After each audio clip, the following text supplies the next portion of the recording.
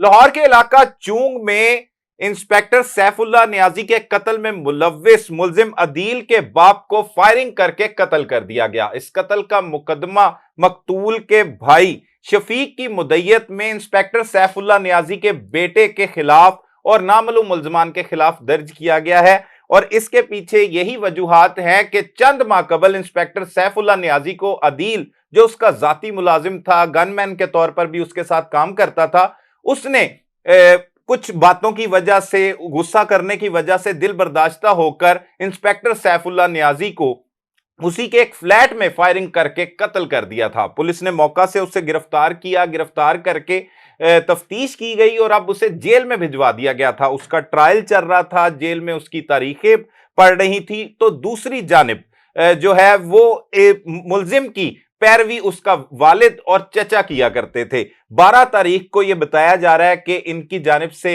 जो इंस्पेक्टर सैफुल्लाह नियाजी के बेटे हैं और दीगर लवायकीन हैं, इनकी तरफ से अदालत में भी धमकियां दी गई और फिर बार बार एक नंबर से इनको कॉल आ रही थी कि एलडीए में एक रेत की ट्राली, क्योंकि मकतूल जो है वो रेत का काम किया करता था, इसके पास अपनी ट्राली थी, ट्रैक्टर ट्राली, उसमें रेत भरकर ये पहुंचाया करता था। इसे ऑर्डर दिया गया था कि यहां पर पहुंचानी है और वो मुलजमान की तरफ से मुबैना तौर पर दिया गया था। जब ये एलडीए गोल चक्कर के करीब पहुंचता है तो इससे फायरिंग करके कत्ल कर दिया जाता है। और मुकदमा मुद्दई बताता है कि हमने खुद देखा है कि बाबर खान जो मकतूल सैफुल्लाह, इंस्पेक्टर सैफुल्लाह नियाजी का बेटा था, वो था और उसके साथ उसके दीगर साथी थे जिन्होंने फायरिंग की और फायरिंग करके मेरे भाई को नाहक कत्ल कर दिया है। पुलिस ने इस वाकये का मुकदमा भी दर्ज कर लिया है। लाश को पोस्टमार्टम के लिए मुर्दा खाने मुंतकिल कर दिया गया है, जिसके बाद लवायकीन के हवाले की जाएगी। लवायकीन से हमारे दोस्त हैं, सीनियर सहाफी हैं तलहा नवीद, उनकी बात हुई है, मुद्दई मुकदमा से भी बात हुई है। अहले खाना इस हवाले से क्या कहते हैं? ये एक नई दुश्मनी शुरू हो गई है, ये कब तक चलेगी और मजीद उनके ख्यालात क्या है, ये हम तलहा नवीद की जुबानी आपको सुनाते हैं। तलहा भाई, बड़ा अफसोसनाक वाकया। पहले तो इंस्पेक्टर सैफुल्लाह नियाजी का कत्ल और अदील का गिरफ्तार हो जाना, फिर जेल चले जाना, सजा तो मिल रही थी अदालत से, जो भी अभी फैसला होना बाकी था। लेकिन अब उसके वालिद जो है वो उसको कत्ल कर दिया जाता है, जमील को।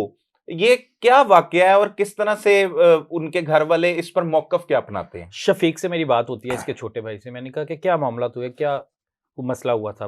कहता कोई मसला नहीं हुआ, हम लोग अदालत पेशी के लिए जाते थे, पैरवी कर रहे थे हम अदील की। और जो इसका बेटा है बाबर, सैफुल्लाह नियाजी का, इंस्पेक्टर का, वो मना करता था कि तुम लोग अपने बेटे की पैरवी करना छोड़ दो, इसने मेरे बाप का ये कातिल है, अगर पैरवी करोगे, इसके पीछे आया करोगे तो मैं तुम लोग को मार दूंगा।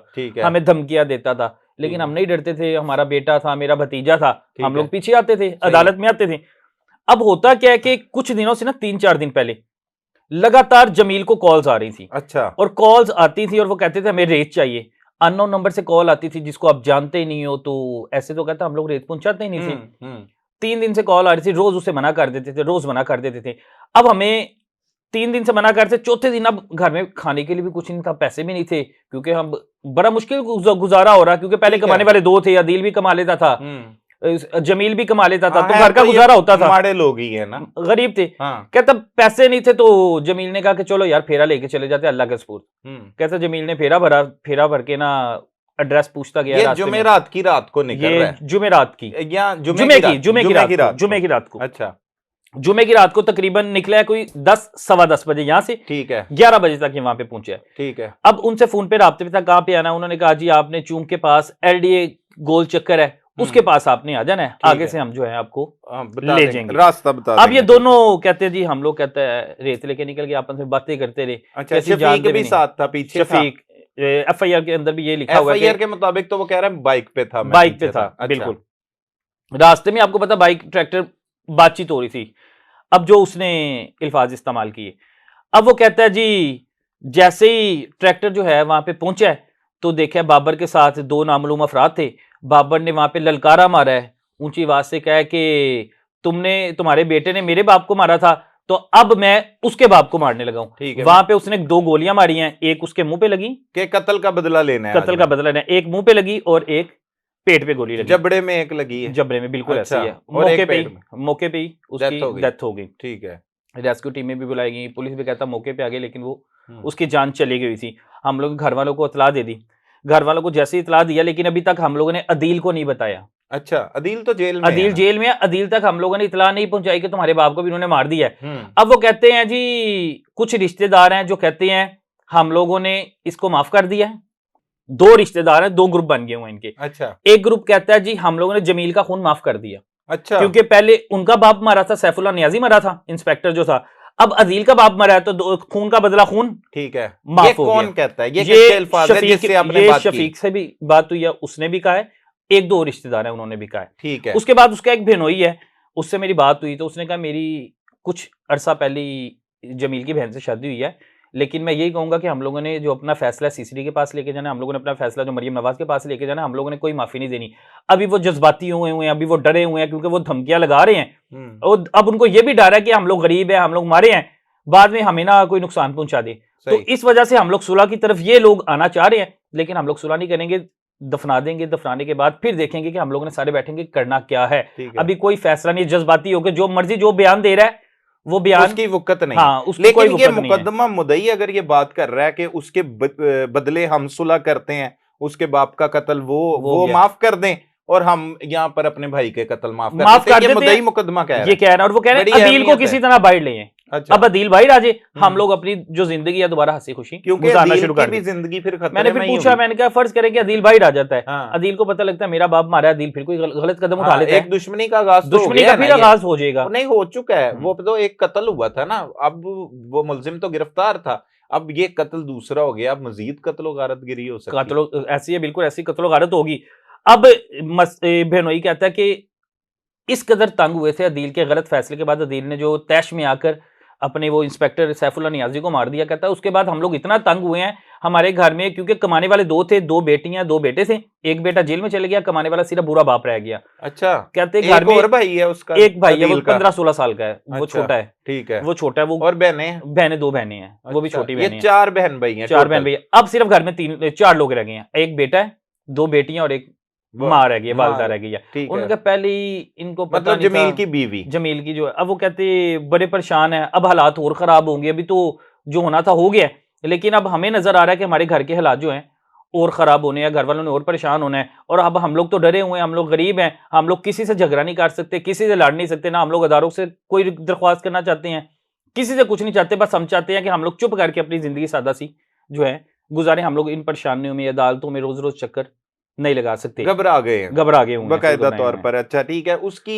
बेवा से कोई बात हुई जमील की? नहीं, उनसे किसी से कोई बात नहीं, क्योंकि वो मर्द जो थे, हम लोग ये हुए थे जना हॉस्पिटल, और वो ये भी वहां पे एहतजाज कर रहे हैं कि पिछले 24 घंटे हो गए हैं हमें लाश दी नहीं जा रही।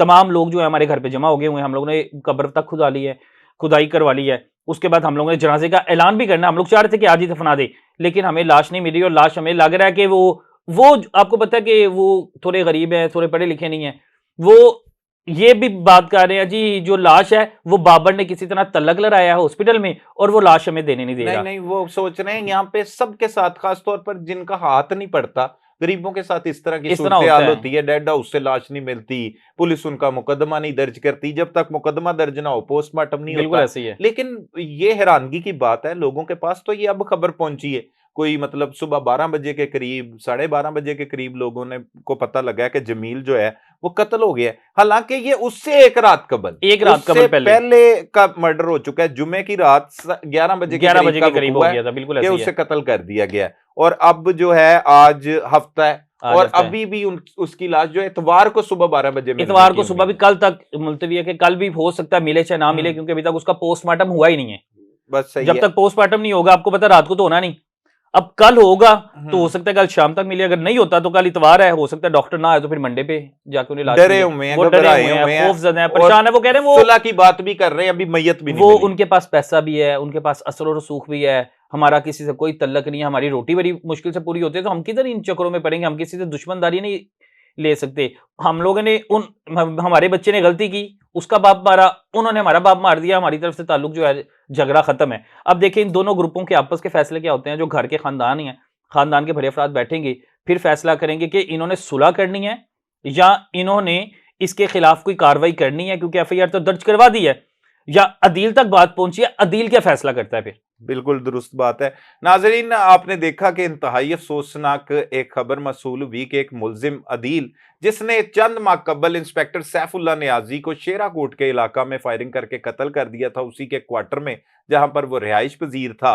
पुलिस की भारी नफरी मौका पर पहुंची, मुल्जिम को मौका से गिरफ्तार कर लिया गया, उससे तफ्तीश भी की गई और उसने बताया कि जो बदकलामी थी, बदजुबानी थी, जो तशद्दुद था, उसकी मारपीट की वजह से तंग आकर उसने ये कदम उठाया और फिर उसने जो है वो फायरिंग करके सैफुल्ला नियाजी को कत्ल कर दिया था। अब उसका केस चल रहा था, अदालत में ट्रायल चल रहे थे, तारीख भी थी 12 जो है नवंबर को उसको अदालत में पेश किया गया था। वहां पे भी कोई बदकलामी हुई, वहां पर भी धमकियां लगाई गई, जो एफआईआर में जिक्र किया गया है शफीक मुकदमा मुद्दई की जानिब से, जो मकतूल का बड़ा भाई है। और उसके बाद एक नंबर से उन्हें मुसलसल राब्ता किया जा रहा था कि ट्राली जो है वो रेत की पहुंचाई दे। जब वो ट्राली लेकर एलडीए गोल चक्कर के करीब पहुंचता है, जमील जो अदील का वालिद था, उसे वहां पर फायरिंग करके कत्ल कर दिया जाता है। मुद्दई मुकदमा एफआईआर में यह तहरीर करवाता है कि मारने वाला कातिल कोई और नहीं बल्कि सैफुल्ला नियाजी का बेटा बाबर खान है और बाबर खान के साथ उसके बाकी साथी हैं।